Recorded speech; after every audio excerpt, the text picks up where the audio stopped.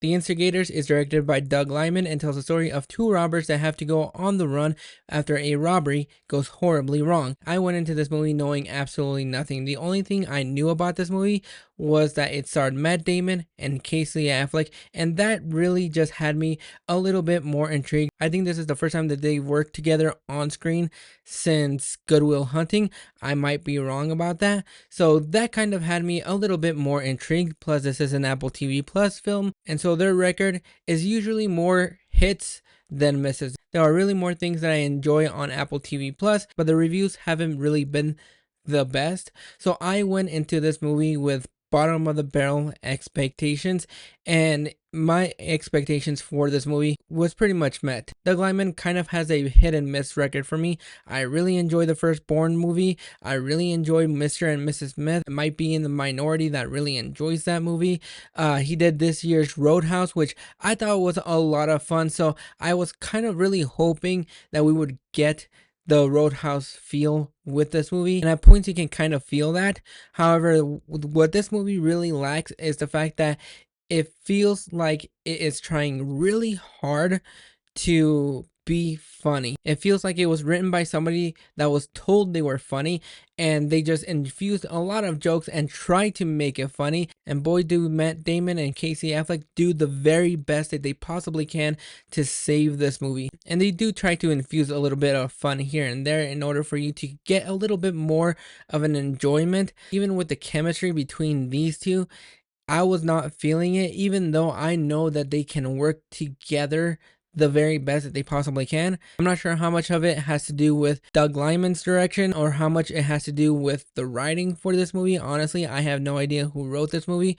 The story for this movie is okay. We've seen it many times before, and we know exactly how this movie is going to end. You have Ron Perlman, who plays the mayor that is kind of corrupting the city by stealing a lot of the city's money. As somebody that is big on heist films, I don't mind if a heist film is paint by numbers, as long as you have some likable characters, some witty banter between the both leads, and a reason why you should get behind the heist. But even with the banter between Casey Affleck and Matt Damon, I was not feeling any of that, mostly because they don't have any chemistry together on screen. For some reason, this pairing didn't work for me.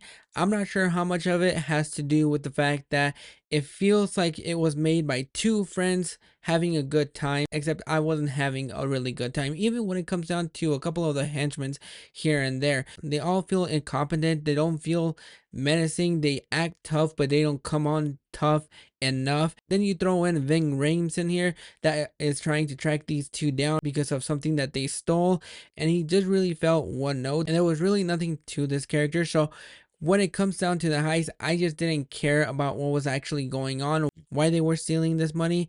They tried to do some witty banter here and there, but I'm not even feeling that. So it fails on having some witty banter.